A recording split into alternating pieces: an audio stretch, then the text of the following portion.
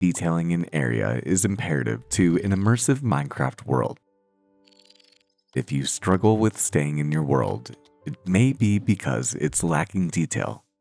It's not just about the builds. A detailed Minecraft world is really about the environment. So I'm going to show you how I add detail to my Minecraft world. And if you enjoy the video, consider a like so that we can try to get to 100 likes.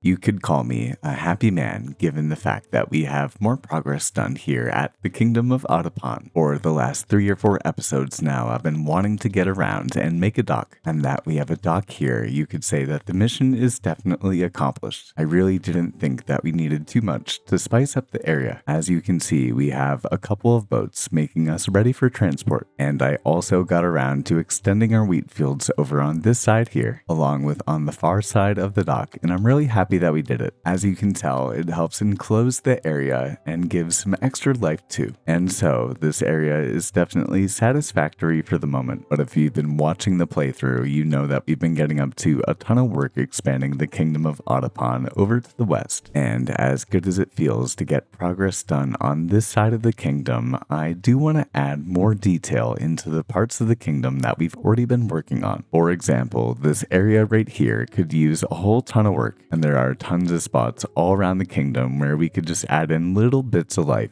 Eventually, we'll get around to making a build all the way up there, which you've probably already seen in the thumbnail. But this wouldn't be a slip episode if we didn't have other projects that we had to get done first. So I say, let's dedicate this episode to the little details and add a bit more story to this world.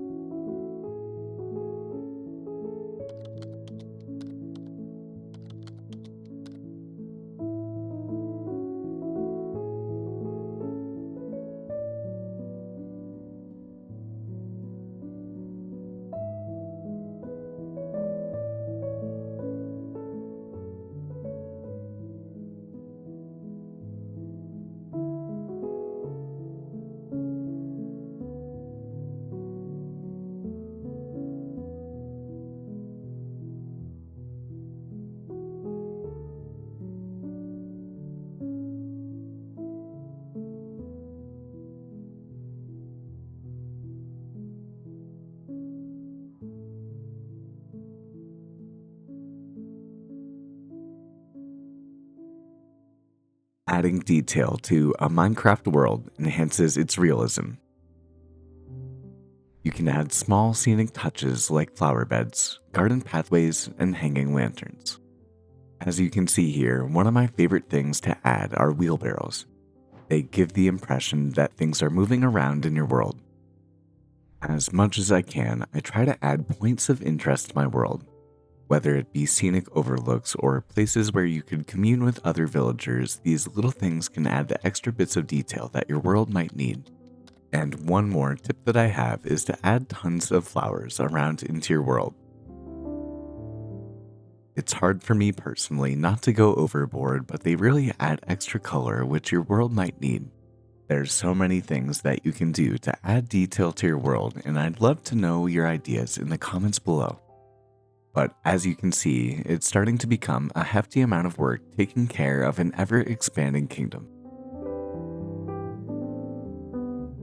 If I'm being honest, there really is nothing like putting all the life into a world. It really is about the little details, just like the wagon that we have right here. As you can see, it's a fairly simple design with some hay bales and some signs, along with a chest and some oak trapdoors. Along with outside our border wall right here, I got around to building a unique sort of lamppost sort of design. Or who knows, maybe it's more of a statue, but it's really unique looking and kind of fun, where we have a decorated pot with some spruce signs and then a composter and an iron bar along with some brown banners. I really do think that it looks cool from afar. Along with knowing me, I got around to fitting even more decorated pots along the entire kingdom with some birch saplings. This one right here in particular has a wonderful overlook of Seiji's house and the Garden of the Gods. And as we continue into the western region of the kingdom, you can see that I did more of the like over in this area too. If we head down our beautiful stairways, you can see that I've expanded every single little bit and piece of the kingdom too. And not just with more wagons, although you happen to see that we have one right here, but with even more item storage areas that we've kind of sprinkled around everywhere on the stairways. And then heading on down here too, you can also see that we have more inventory storage. One of my favorite new additions lies down here at the dock. I was inspired by Bars's most recent upload, where he put tons of benches around his world. And so I thought that there was no better thing to put in this world except for tons of benches around the dock area, along with extra storage bits and bobs as well. Eventually, as we've discussed, we'll get around to filling in this entire area with the trees right here, and I've been doing some thinking, and I think that I want to continue along with sunflowers and lilacs, although it's going to take a whole ton of bone meal, and I'm feeling pretty poor in that regard at the moment. As we head up the main stairway to the kingdom, you can just see how beautiful and how expansive everything in the kingdom of Audipon really has become. I'm so proud of this world and the little things, just like the decorated pots that we have here, although I happen to have missed one, make all of the difference. And honestly, it really is nice just to take a relaxing break and take a look at all of the different places that we have in the kingdom. We of course have another wheelbarrow over here next to Etat's place, and then I've also gotten around to putting another wheelbarrow in right here next to our wool farm. These designs are really so small and so easy to make, but they really add so much story to the world. Honestly, these wheelbarrows and these benches that we have add so much life to the world. Not only does it give our villagers a place to sit down, but it also gives so many storytelling elements about how this is a farming people, which I guess is pretty easy to tell anyway, given all the flowers and farmland that we have here. Although at the end of the day, this still is a mining colony, which may make a little bit more sense given our massive tunnel of Audipos and the huge mountain that we have alongside it. As we head along to our massive wheat field, you can see that I added even more decorated pots and wheelbarrows, which we actually happen to have too in the area, as you can tell, and I think that that's a good thing because this definitely is a gnarly field of wheat. But even the little things, just like decorated pots just snuck in the corners everywhere, make all of the difference in terms of adding that extra bit of detail to the world. Overlooking the golden wheat field, we have one more wheat barrow, which is right next to our monorail train station. And then as we head on over towards the tunnel area, I got around to just kind of cleaning up this area here, which kind of makes everything a bit more smooth and brings in the entire area. And then last, but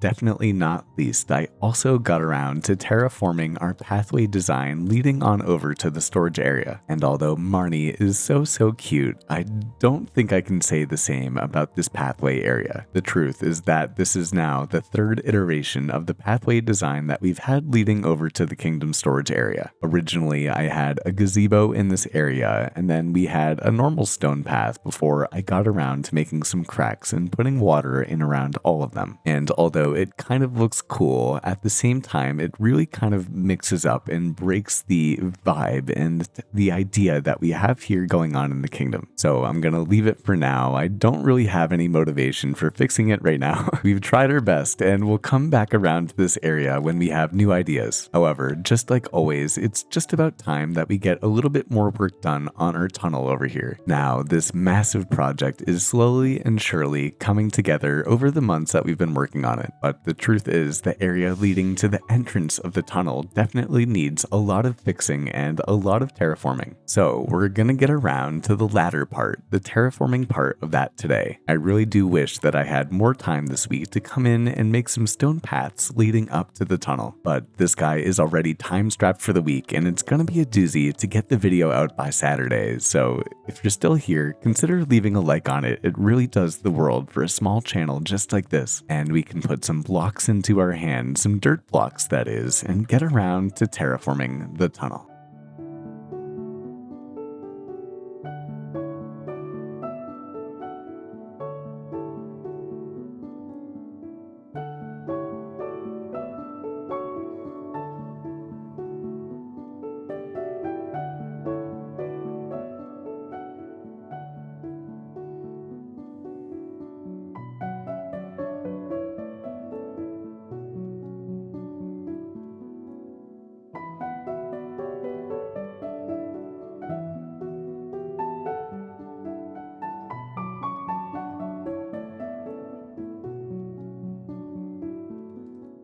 Well, cheers to Editor Slip for being able to whip up a cinematic of 45 minutes of dirt block placement. But if I'm being honest with you, I'm pretty happy with the shape of the terraforming that we have in the area. Now, I know that it doesn't look perfect. I don't use Axiom when I terraform, so I like to see what it is that I can make in the world. And so now we definitely have an infrastructure of land that we'll be able to build on in future episodes. And in the next episode, we're definitely going to have to continue on paving out the tunnel area. This thing is mighty magnificent, and I'm really happy with all of the progress that we've done over what happens to be a couple of months now. But it's also a good feeling to know that we're going to start getting on to the main build for today's episode 2. Today, we're going to be building a tower where hopefully we'll put in an enchanting setup, which is going to lie in this area right here that we have next to the melon farm. However, if we jump on top of this lone grass block that we'll get rid of, you can see that we have all of these trees in the area below us, and then we have our sunflowers and our lilacs over to the right. And in the back end, I have been getting around to collecting more and more and more bone meal so that we can continue to expand the cropland. There really is nothing like having some beautiful flowers in your Minecraft world. And personally, the sunflower is my favorite flower that we happen to have in the game. And if you feel the same and would love to have your own sunflower for yourself, consider getting the new Collector's Edition sticker for today's episode of The Kingdom. Really do think that YouTube needs to do better with supporting channel memberships, and so I think that this is one of the best ways to support this guy on the journey of becoming a full-time YouTuber. So I really mean it that even just clicking the link and checking it out does so much for this channel, but also, if you would ever like to use any of my Minecraft cinematics, feel free to check out the link in description as well. They are all free and ready for you to use.